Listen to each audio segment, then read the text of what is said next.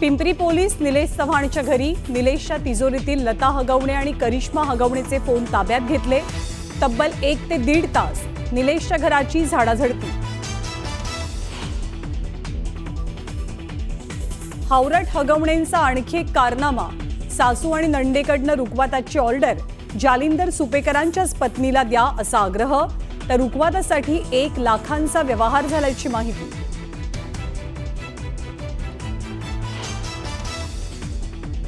निलेश चव्हाण आणि राजेंद्र सुशील हगवणे यांची समोरासमोर चौकशी होणार।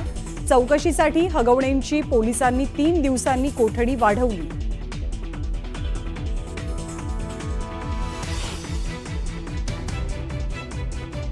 छत्रपती संभाजीनगरातील दरोडा प्रकरणात धक्कादायक खुलासा, बालमित्रानंच दिली संतोष लड्डांच्या घरातील सोन्याची टीप। 5ही आरोपींना 6 जूनपर्यंत पोलीस कोठडी।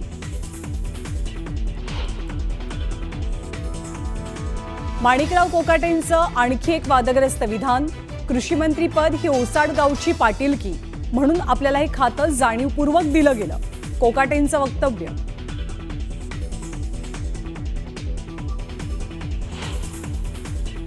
जिल्हाध्यक्ष निवडीवरून भाजपमध्ये नाराजीचा सूर, दक्षिण मुंबईच्या जिल्हाध्यक्ष निवडीवर कार्यकर्त्यांचा आक्षेप, तर बीडमधल्या निवडीवरती सुरेश धस नाराज।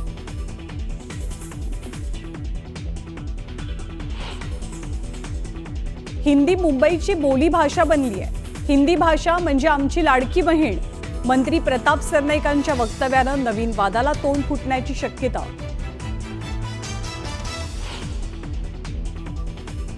कल्याणमध्ये ठाकरेंच्या शिवसेनेचे आणि मनसेचे कार्यकर्ते एकत्र, पलावा पुलाच्या रखडलेल्या कामासंदर्भात एकत्रित आंदोलन करून सरकारला विचारला जाब।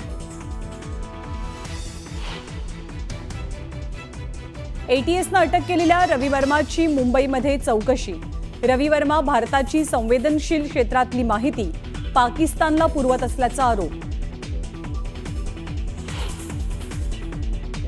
ठाणे एलिव्हेटेड रोड आणि टनेल प्रोजेक्टला ब्रेक, सार्वजनिक हिताचं कारण देत सुप्रीम कोर्टाकडनं 2ही प्रकल्पांचं कंत्राट रद्द, 14,000 कोटींच्या निविदा प्रक्रियेत अनियमिततेचा आरोप। साईबाबा संस्थान मंदिरातील कर्मचाऱ्यांकडनं लाखो रुपयांची चोरी, मोजदाद करताना 500 रुपयांचं बंडल लांबवलं, आरोपी विरोधात गुन्हा, बडतर्फीची कारवाई सुरू।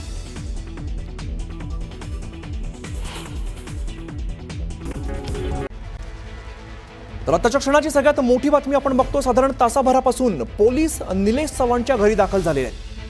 आपण बघतो वैष्णवीचे सासू आणि नणदेचे मोबाईल निलेशच्या तिजोरीमध्ये आहेत आणि तेच मोबाईल जप्त करण्यासाठी आता पोलीस जे आहेत ते निलेश चव्हाणच्या घरी आहेत। आपण ही आत्ताची ताजी दृश्य बघतोय, एक्सक्लुझिव्ह दृश्य बघतोय।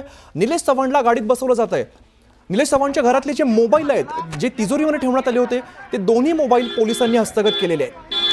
अभिजित पोटे आमचे प्रतिनिधी आपल्या सोबत आहेत। अभिजित, गेल्या 1 ते 1.5 तासापासून निलेश चव्हाणला घेऊन पिंपरी चिंचवड आणि बावधन पोलीस जे आहेत ते या ठिकाणी दाखल झाले होते। तब्बल 1 ते 1.25 तास हा सगळा पंचनामा झालेला आहे।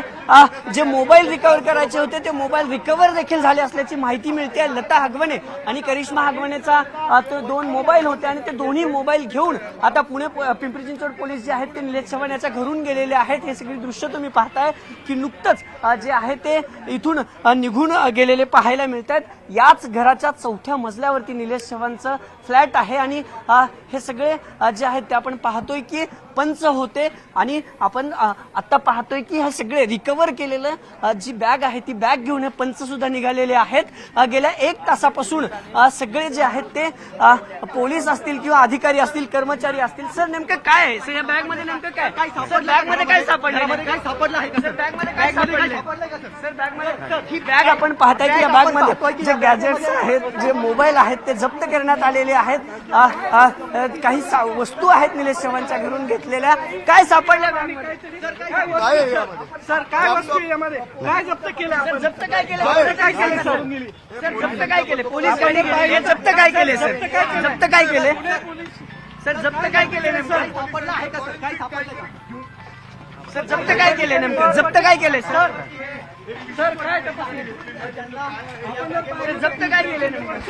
आपण पाहतो की पिंपरी चिंचवड पोलिसांसोबत जे पंच आले होते ते पंच जे जप्त केलेलं सामान आहे, जे गॅजेट्स आहेत ते घेऊन निघालेले आहेत. खरं तर गेल्या 1 तासापासून पिंपरी चिंचवड पोलिसांची जी टीम होती ते या निलेश चव्हाणच्या फ्लॅटमध्ये होती. पंचनामा जो आहे तो सुरू होता, तो पंचनामा संपलेला आहे आणि त्या पंचनामाचे जे साहित्य आहे ते सगळं घेऊन आता पिंपरी चिंचवड पोलीस आरोपीला घेऊन देखील निघालेले पाहायला मिळत आहेत. नेमकं काय या जप्तीमध्ये घेण्यात आले, 2 मोबाईलच्या ऐवजी कुठला ऐवज निलेश चव्हाणचा जो महत्वाचा आहे तो ऐवज कुठला सापडलेला आहे, हे सगळं पाहणं महत्वाचं ठरणार आहे. कारण सगळे महत्वाचे पुरावे या 2 मोबाईलमध्ये असल्याचा दावा पोलिसांनी केला होता. तेच मोबाईल जप्त करण्यासाठी जी पंचांची टीम निलेश चव्हाणच्या घरी आली होती, ती टीम आता इथून त्या पंचाला आरोपी निलेश चव्हाणला घेऊन पुढे निघालेली पाहायला मिळते.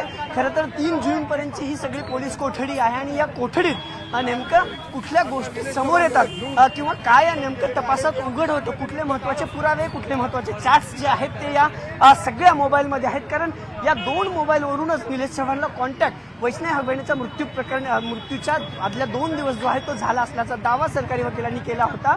आणि आता या मोबाईलमधनं कुठले महत्वाचे पुरावे येतात, काय सगळी माहिती उघड होते, हे पाहणं महत्वाचं ठरणार आहे.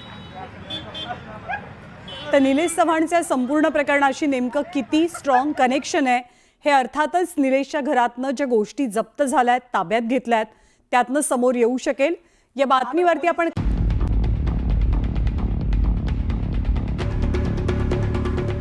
वैष्णवीच्या मृत्यूनंतर तिचं बाळ लपवणारा निलेश चव्हाण आता कोठडीची हवा खातोय. पण या निलेशच्या अटकेमुळे हैवान हगवणे आणि निलेश चव्हाणचं नेक्सस समोर आलंय. वैष्णवीचा झालेला छळ आणि तिचा मृत्यू या सगळ्याशी निलेशचा जवळचा संबंध असल्याचा संशय पोलिसांना आहे.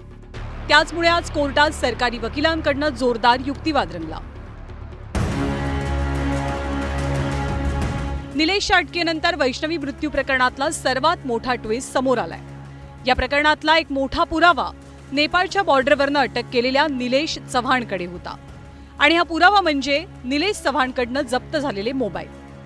वैष्णवीची नणंद करिश्माचा आणि सासू लता हगवणेचा मोबाईल निलेशकडे असल्याचं त्यानं चौकशीत सांगितल्याची माहिती सरकारी वकिलांनी कोर्टात दिली आहे. तसंच वैष्णवीच्या मृत्यूपूर्वी आरोपी निलेश चव्हाण आणि हगवणे कुटुंबात फोन कॉल झाल्याची माहिती उजेडात येते.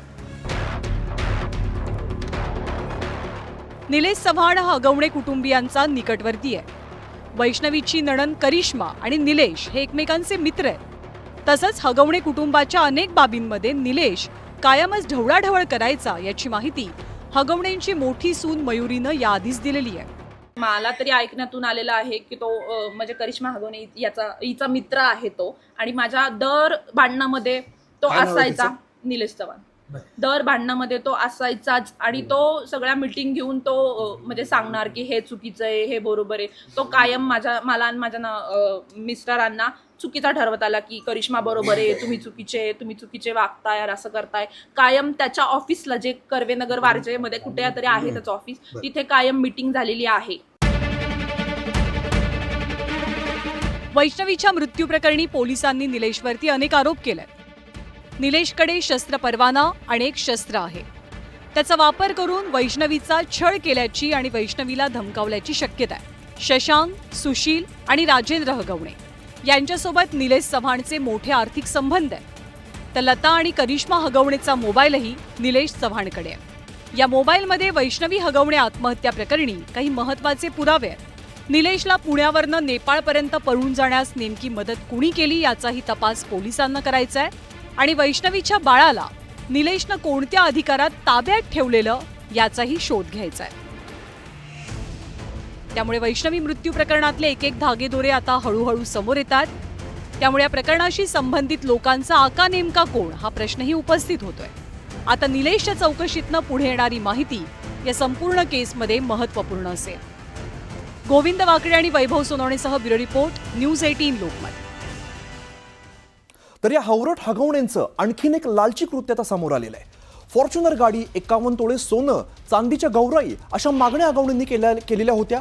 पण हे तेवढ्यावरच थांबलेले नाहीयेत, तर लेकीच्या घरच्यांना द्यायचा रुखवत आणि त्याची ऑर्डर देखील हावरट हगवणेंनी स्वतः ठरवलेली आहे. या रुखवताची ऑर्डर जालेंद्र चोपेकरांच्या पत्नीला द्यावी असा हट्ट लता आणि करिश्मा हगवणेंनी धरलेला होता. यासाठी कसपटे कुटुंबांकडून 1.5 लाख रुपये लाटल्याचं समोर आलंय. त्यामुळे हावरट हगवण्यांची पैशांची भूक किती मोठी होती या रुखवताचे 1 लाख रुपये चेकद्वारे तर 50,000ची रोख रक्कम दिल्याचं वैष्णवीच्या वडिलांनी सांगितलेलं आहे. तर वैष्णवीच्या आईच्या अकाउंटवरून पेमेंट केल्याचं कसपट यांनी यावेळेला सांगितलंय आणि हे पुन्हा एकदा समोर आलंय.